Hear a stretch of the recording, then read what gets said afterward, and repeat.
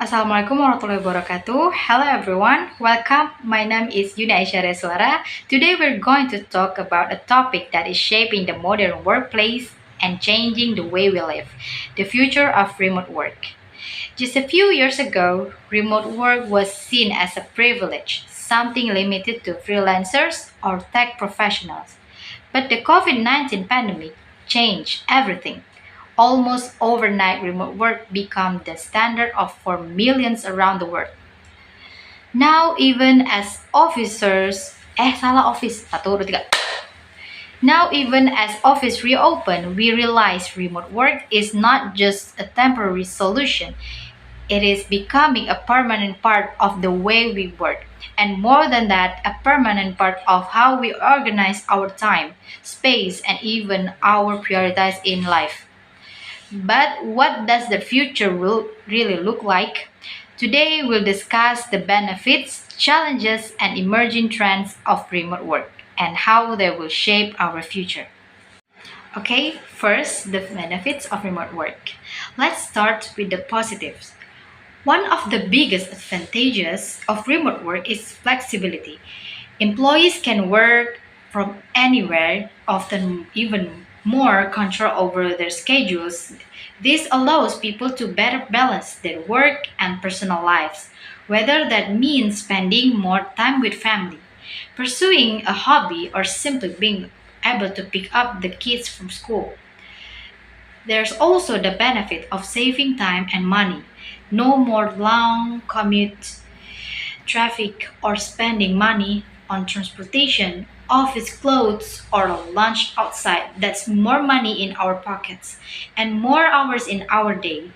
Some studies show that remote workers can save to several $1,000s per year just by working from home. From the company's point of view, remote work can lead to higher productivity. Studies shows that many workers are actually more focused at home, with fewer office distractions like unnecessary meetings or interruptions from coworkers. Another major benefit is access to global talent.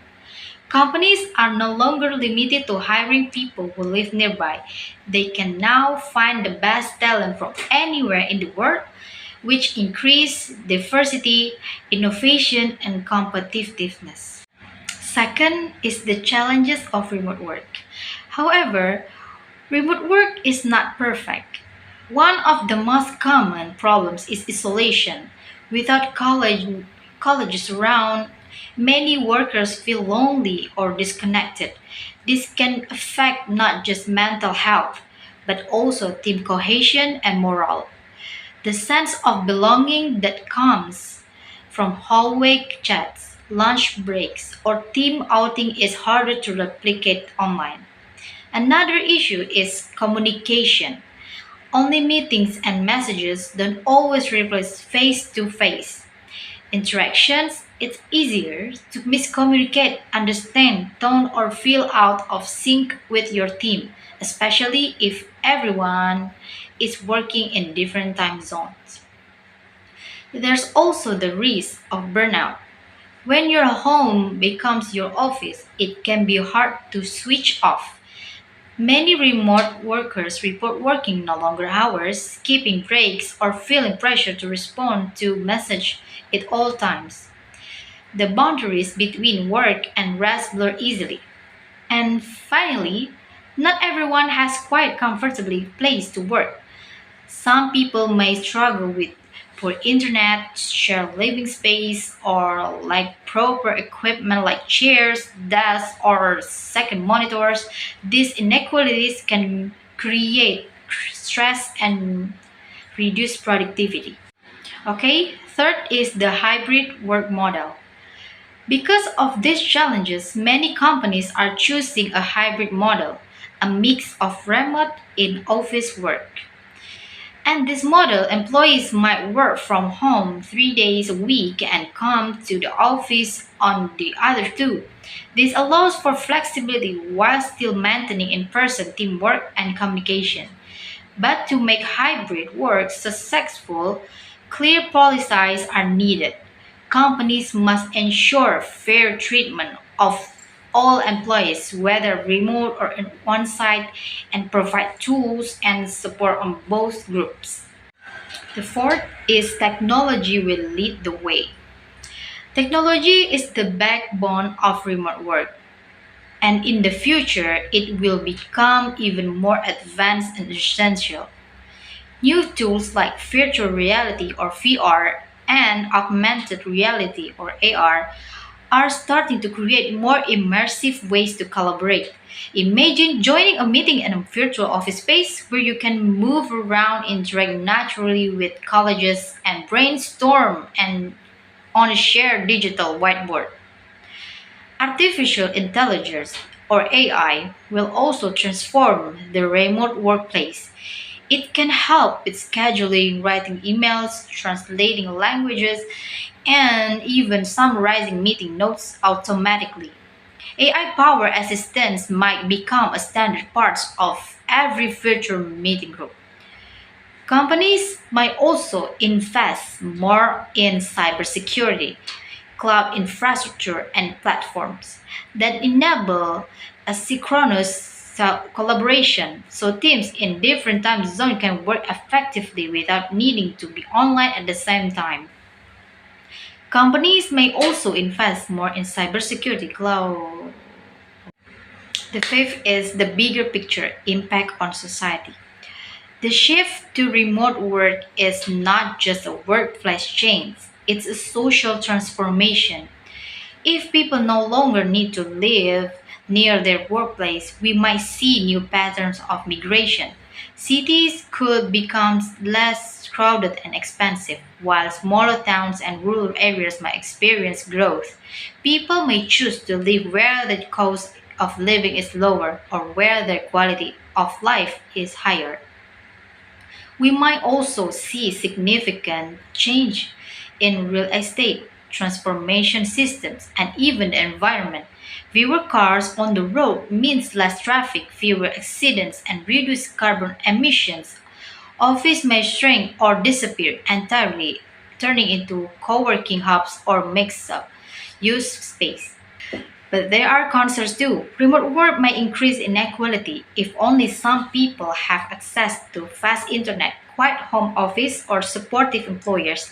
It's crucial to ensure remote work is accessible to everyone, including those from lower income backgrounds, different regions, or industries. Governments and companies alike must consider how to create a fair, inclusive, and sustainable future for remote work. And the last one is skills for the future of work. As remote work grows, certain skills will become absolutely essential. First, digital literacy. Knowing how to use online tools, troubleshoot basic tech problems, and stay safe online. Second is self management. Being organized, focused, and able to prioritize without constant supervision. This includes managing your own time, setting boundaries, and avoiding distractions. Third is communication skills, especially written communication. In remote settings, we often rely on emails, chats, documents, so being clear, respectful, and concise becomes a major asset. And finally, emotional intelligence, understanding others, managing your own stress, and being adaptable to change.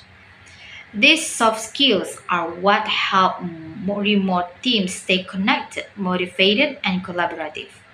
Upskilling in these areas will help workers not just survive but truly thrive in the remote first world. So, the conclusion is, are we ready? So, what can we expect from the future of remote work?